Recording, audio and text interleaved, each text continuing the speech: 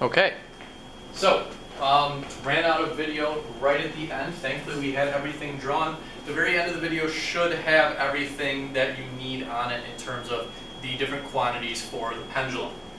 Okay, a lot of that stuff is pretty easy to remember. Okay, it's basic concept stuff. How does the velocity change with a swinging pendulum? How does the kinetic energy change? How do the positions change? The acceleration and the force are really the only tricky ones. The rest of them I think are pretty self-explanatory. So I'm not going to bother writing all those again. I'm just going to move on. What factors might affect the length of a pendulum? Here are some commonly guessed ones. Length. Okay, hopefully you've seen a grandfather clock at some point. You can adjust the length of the pendulum in a grandfather clock. Maybe it changes the period of the pendulum swing. Okay, who knows? What about the mass of the bob at the end of the pendulum? Does changing the mass of that affect anything? We'll find out. And finally, and you do actually know how this one affects it, but we are going to take a look at, some people say, the angle. Okay? If you displace it farther, does that affect the period? I've already told you that it does. Okay, I've already told you that it does in angles greater than 30 degrees displaced from vertical, but we are going to that's you know, what about angles less than 30? Is there any change? Is there like a little tiny change? We're going to see. Okay? So I'm not going to tell you the actual equation right now. On Monday and Tuesday when you come back, you guys are going to do the experiment for yourself. You are going to see whether these things affect the period of a pendulum. And if you're lucky, we might actually get to determine for ourselves the actual equation for the period of a pendulum. Okay, we're going to see how that might affect, see what things might affect that. So you're going to be determining this yourself. So we are going to leave this for right now. We're going to come back to it later on. Okay, I'm going to leave it there for right now. It's going to be blank.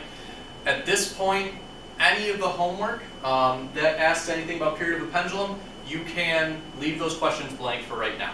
We'll be able to answer those Monday and Tuesday when you come back. Okay, so we're not going to get into that quite yet.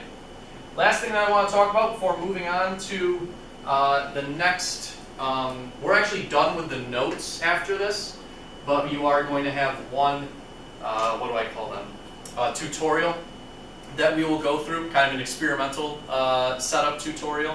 You're going to have one of those that I will go through on the notes with you, just again to save some time, save class time. But this is the end of the notes. So once I'm done with this, you should be able to answer any question about simple harmonic motion that you might see, with the exception of period of a pendulum questions. Now, obviously there will be some questions that you answer over break. There will be some questions that you'll look at and go, I don't know what you're talking about here. That's fine. You do need to make an attempt. I would like to see you make an attempt. And then if you really can't get it, come to me. We'll go over it. We'll see, you know, okay, what did you remember from the video? What do you have written down in the notes? Yada, yada, yada. This is just a summary. Okay, we're just going to summarize what we have learned so far. You should, as we're doing this, go back and match and look at what you've written down here and here. And you should see that what we write down now should match what we wrote down before, okay? Just very generally describing, okay, how is the position, the velocity, the acceleration, kinetic energy, potential energy, restoring force, how are these things related to, I guess, the equilibrium points and the turning points, because they're all very interrelated. Let's start with position, okay? When we talk about equilibrium in terms of position, we're usually talking about the place that we're calling 0. That's where equilibrium is, okay? And the turning points are where the position is at a maximum or a minimum, okay? So equilibrium is where the position is 0. The turning points are where the position is at a maximum or at a minimum. Velocity. Where is the velocity the highest? Okay, if you go back and you look at our 3 examples really that we did, you should notice the velocity is always highest at the equilibrium position. And it is always 0 at the turning points. Okay? You probably knew that before we even did this. Acceleration. how does the acceleration relate to equilibrium and turning points? Well, equilibrium means no net force, and without a net force there can't be an acceleration.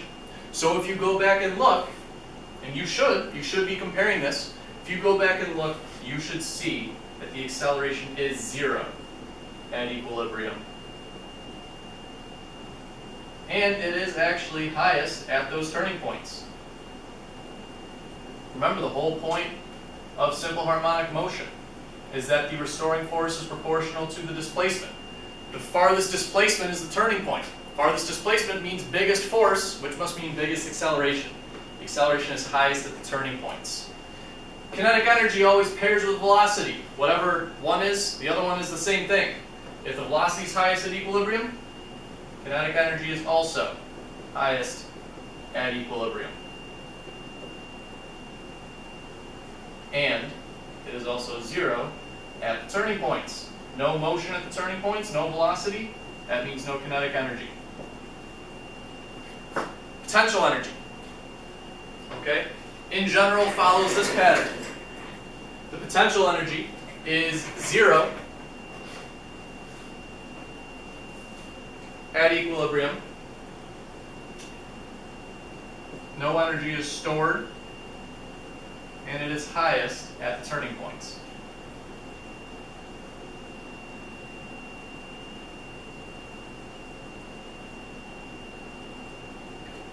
Okay.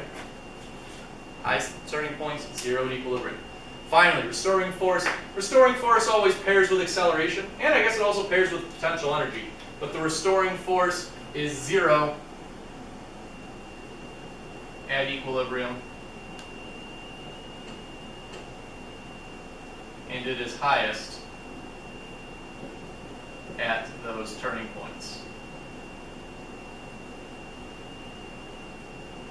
That's it for the notes, okay? This is just a general summary of what we've done, okay? What we spent the last more or less hour doing, okay? This is just a general summary. So, that's it for the notes. What I'm going to do now is transition to the tutorial.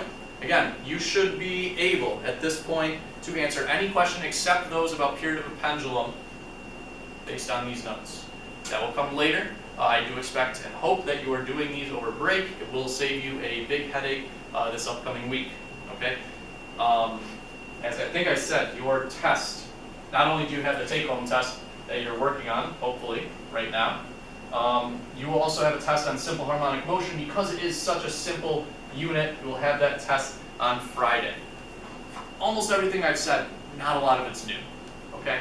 Not a lot of this is new. So, let's go to the next one. It looks like this. I should have given you this before break. The description. I'm just going to come around here and make sure that the camera is still recording. I'll read the description as I come around. So it says, you and your lab partners. Okay? You and your lab partners are trying to experimentally verify the speed of a cart once it gets to the end of a frictionless track. You have predicted the speed using conservation of energy, but you would like to see how close that prediction is to reality. This is a very easy problem to predict how fast it's moving. It's a little bit trickier to actually verify this. Okay? However, you do not have any electronic means of determining speed like a motion sensor or photo game. We're going low tech for this one. You must resort to other methods. You look around. The only tools available to you are a timer, a triple beam balance, a meter stick, and a spring that is attached to a vertical divider that can be affixed to the end of the track, as shown below. Okay? Actually common things you might see in a lab. Here's a picture. There's this track, okay? It's like this. We cannot just use kinematics to figure out the speed of the cart when it gets down here because the angle of the track changes constantly. Okay? It'd be very, very hard to do. You would have to have an infinite number of free body diagrams for every single different slope there. Not something I want to do. Energy is a better idea, but in order to know the energy, we need to know some stuff about this setup. Okay? We are not told that we know anything. Okay, so we're going to have to measure or discover everything for ourselves. So, continuing on, a piece of Velcro is attached to both the front of the cart and the end of the spring so that when the cart collides with the spring, they will stick together, causing the cart and spring to oscillate back and forth. First thing that we want to do, Write a procedure for determining the spring constant of the spring based on the setup shown above. Make sure to list what equipment will be used as well as the steps for using it and what data will be collected. Okay? This question is only asking us for a procedure. It does not ask us to analyze our data whatsoever. I will not do any analysis of the data in this question. I will simply tell you what I will measure in order to figure out the spring constant. So a couple things come to mind. Okay? The first thing that might come to mind, and I'm going to erase this in a second because it is not quite correct yet. Okay, it's not the right thing to do yet. First thing that might come to mind is, hey, conservation of energy. Why don't we just do this? Let's see, we've got a track, let's assume frictionless. So let's say ET equals ET. Let's see here, spring constant of the spring. What could we do here? How would we figure out the spring constant of the spring? Well, I suppose there's a couple different ways that we could do this.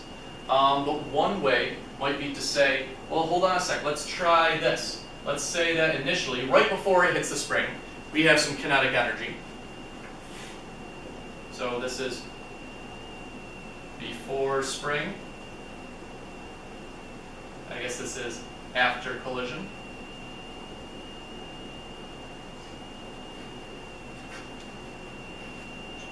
Okay. After the collision, when it's all the way compressed, we have some kinetic energy. Okay, or excuse me, we have elastic potential energy. So,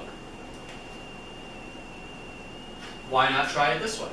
We know kinetic energy is 1/2 mv squared. We know elastic potential energy is 1/2 kx squared. 1/2's cross out. We're looking for k. Well, x is pretty easy to measure. The mass, it says we have a triple beam balance. We can measure this with a meter stick, triple beam balance. Oh wait, we don't know the speed. That's the whole point. We don't know the speed yet. We're trying to figure out the speed. So that might be something that doesn't quite work. Okay, we don't quite know. We're not really sure here. And in any case, what type of a collision is this? Well, wait a second.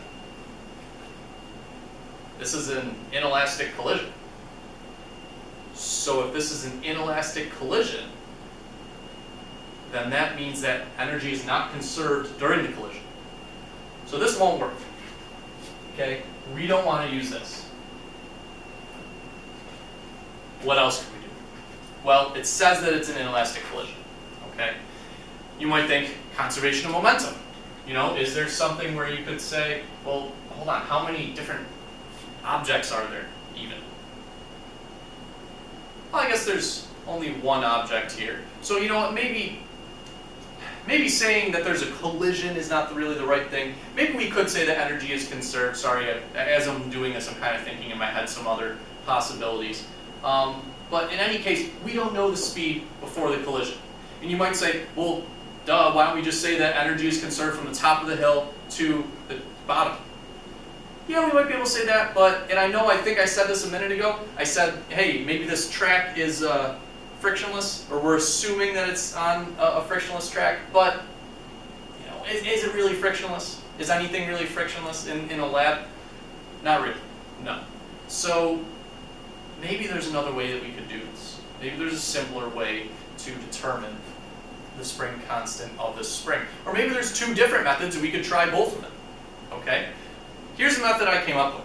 Here's what I was trying to get you to set up, okay? So even if you're like, Mr. E, this is stupid, like why would you ever do this?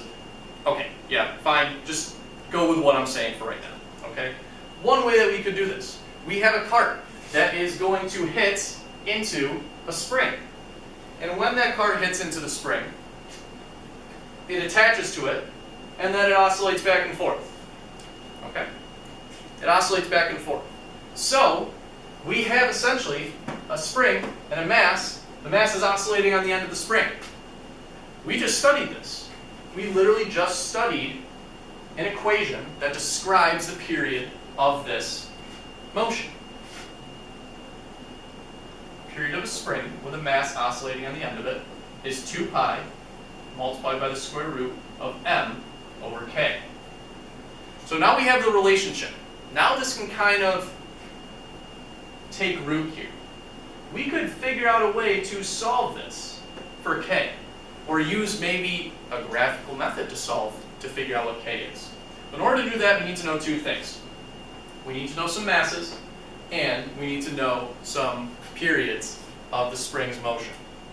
So here's what I would say we do. We let the cart move down the track like normal towards the spring. So I'm just going to do this bullet points. So let cart move down track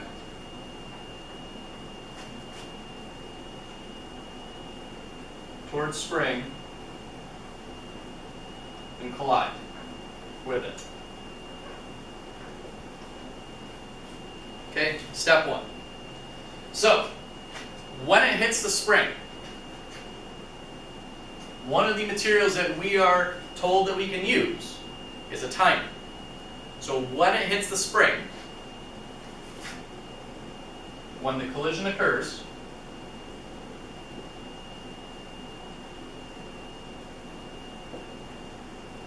start the timer. Because what's going to happen? Once it collides, the spring is going to compress, and then it will push the cart back out.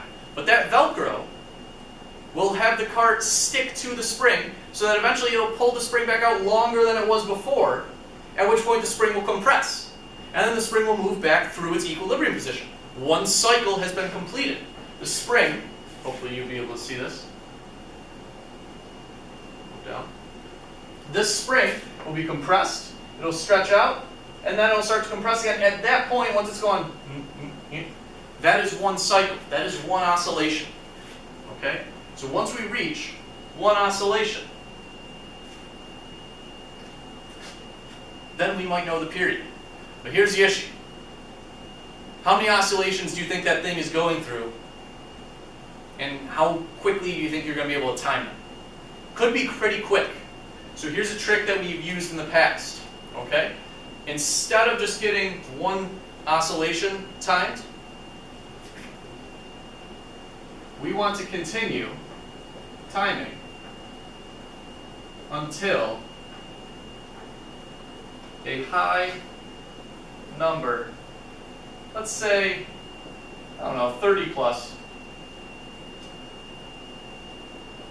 of oscillations are completed. 30 cycles. It's a lot of cycles. Okay, 30 cycles have been completed. So, once we get 30 cycles completed, well, that's just the data, okay? We're going to need to record this data. How much time did this take? Okay, continue timing until a high number of oscillations are completed, at which point, obviously, you stop. All right? Next, what do we do next? That'll take care of the timing for us. What else do we have to measure? We have to measure some masses, okay? And we need to specify how we're measuring the masses. So then, measure cart mass